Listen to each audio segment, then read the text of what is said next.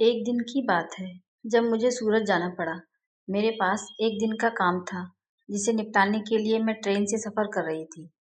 सूरत पहुंचने पर मैंने एक छोटा सा होटल देखा जो देखने में साधारण और आरामदायक लग रहा था। वहां मैंने अपना सामान रखा और कार्यक्रम स्थल के लिए निकल गई। दिन भर की भागदौड़ के बाद जब मैं शाम को लौटने लगी तो रात का अंधेरा गहराने लगा था। कार्यक्रम स्थल से निकलकर मैंने एक ऑटो लिया और उस गली के करीब पहुंची जहां मेरा होटल था।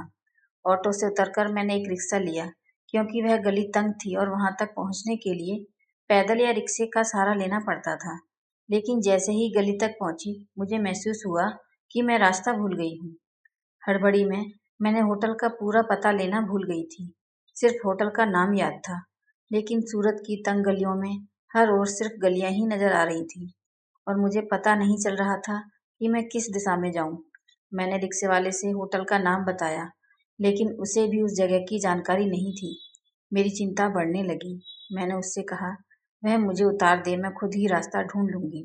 उसने मुझे एक मोड़ पर उतार दिया और मैं अकेले ही होटल की तलाश में चलने लगी।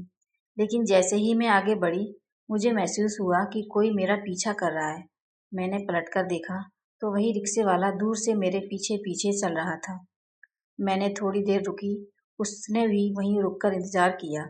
इस तरह की स्थिति मैंने खुद को असहज महसूस किया और थोड़ी बेचैनी भी होने लगी।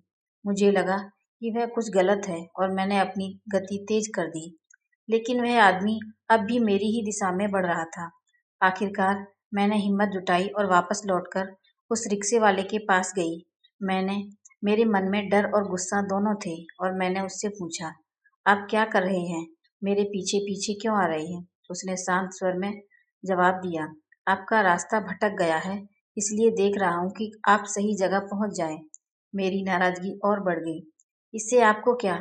आप जाइए, मुझे अकेला छोड़ दीजिए। उसने थोड़ा झुंझलाकर कहा, नहीं, हम कहीं नहीं जाएंगे। रात का समय है और आप इस शहर में अनजानी लगती हैं।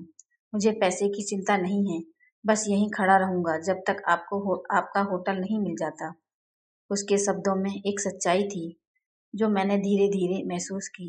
वह कहीं जाने को तैयार नहीं था और मैं भी थक चुकी थी। मैंने आगे बढ़ने का फैसला किया और जब भी पलटकर देखती वह व्यक्ति दूर खड़ा मिलता, लेकिन कहीं जाता नहीं था।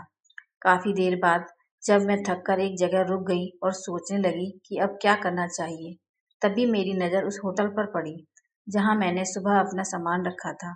वह होटल ठीक मेरे सामने था और मैंने चैन की सांस ली।